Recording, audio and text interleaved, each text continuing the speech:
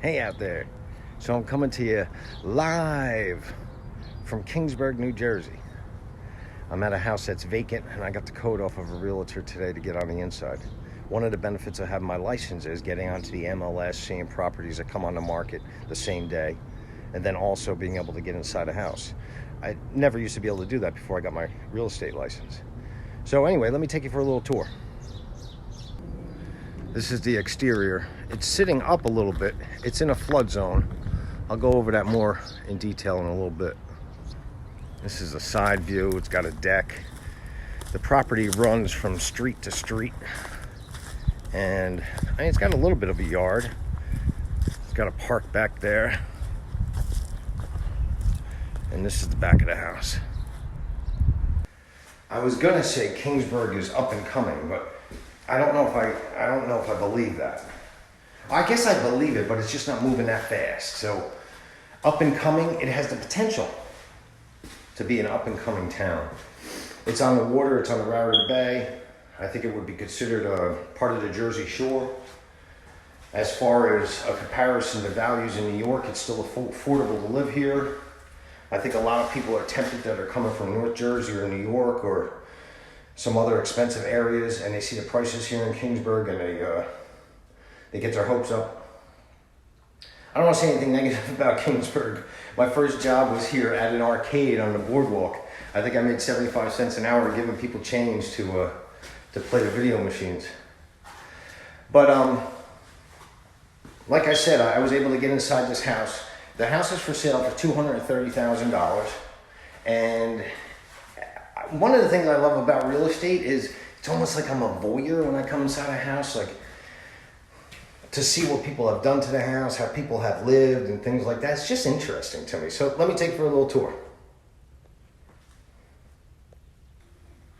So when you walk in the front of the house, you got like a foyer here. That's going to be the steps going up to the second floor. So got the laundry room over here to the left. It looks like, and I'll go into more detail about this, about past sales on this house. Somebody bought this house at a steal back about 4.5 years ago, directly from the mortgage company. It must have been foreclosed on, and they got one heck of a good deal on this house. I'm suspecting, here's another bathroom. So the room I'm in right now would be, I guess, considered the master bedroom. You can see behind me that there's a park. That's the one I showed you guys before. Some of the interesting things, like I was talking about with real estate for me, is to try to put a story together in my mind of what happened on a house. And in this particular house, I don't know if this happened, but I would imagine that people got a steal of a deal 5 years ago on this house, came in, started renovating, and then either ran out of money, ran out of motivation, or found out something from the town that really threw a snag in the whole process. So I told you guys a little bit about flood zones in previous videos. This house is in a flood zone. The listing says that it has to be raised 1.5 feet. That's telling me that somebody went to the town regarding this house, and that's what they got from the town. That yes, we'll be able to give you a certificate of occupancy, but the house has to be raised 1.5 feet. It's not as easy as just raising it 1.5 feet. I'll go into more detail, but let me finish this tour. So that's the master bedroom I was just in, and then you come over to the kitchen.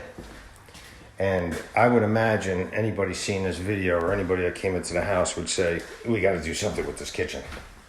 Like, it's just so small and cramped. And you got another bathroom in the back.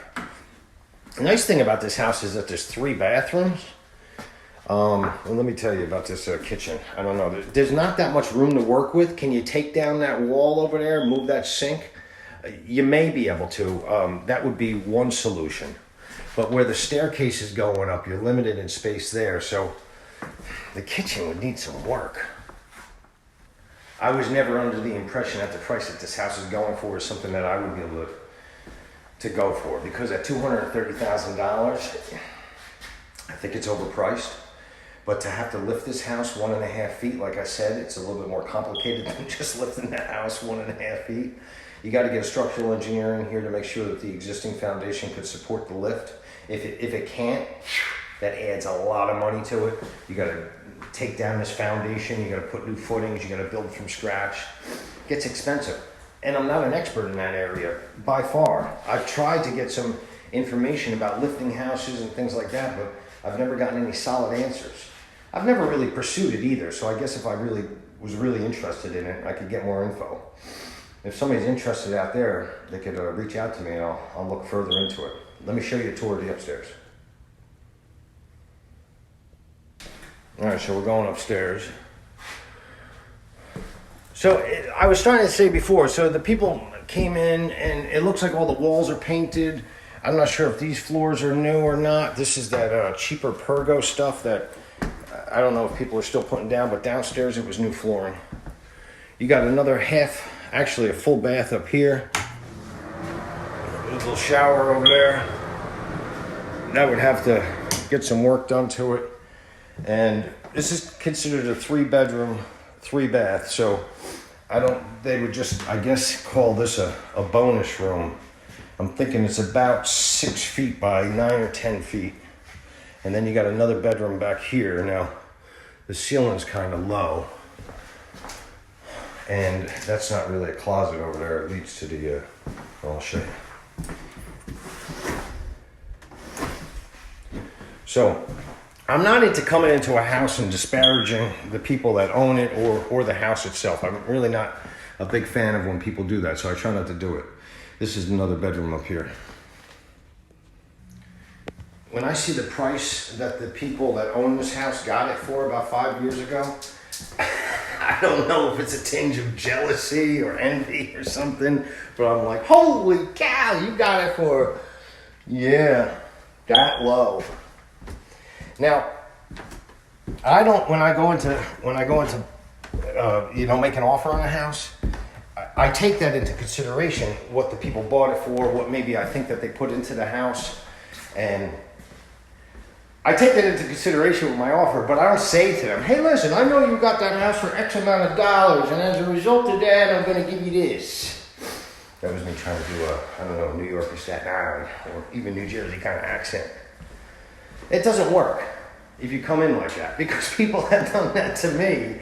Like on that Loretta house that I sold, so I sold it as is, and people said, well, I sold it, you bought it for this, so why would you want this? And I'm like, well, really, it's none of your business. I was nice about it, but it really has no bearing on it. In this particular case, I guess what I would say is this. If this sells for $230,000, and I'm even close to what the lifting would cost on this house, let's say the foundation can support the lift, and let's say it only goes up 1.5 feet.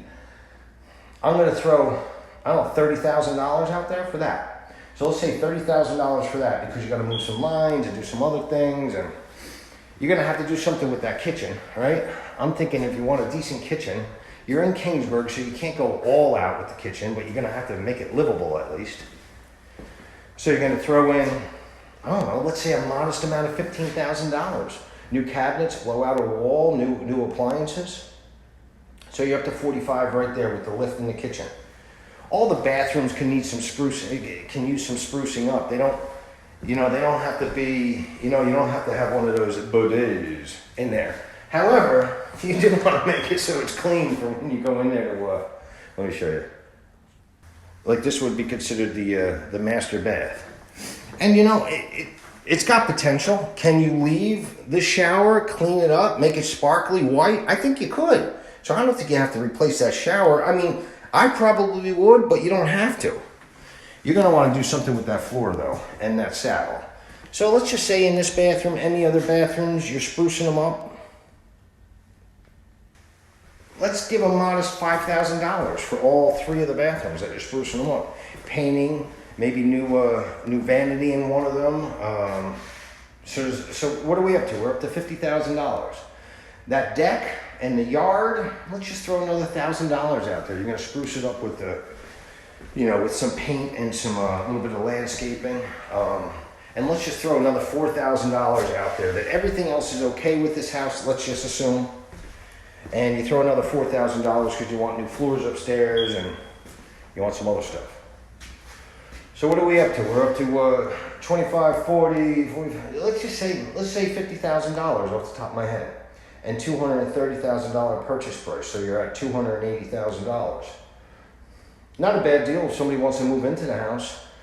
I compare a decent deal in real estate to that saying, what's the difference between a good haircut and a bad haircut? 2 weeks. So what's the difference between a good deal in real estate and an okay deal in real estate? A couple of years. So let's say you bought this house for $280 and that's what it was worth, $280 afterwards. So you don't have any equity really in the house.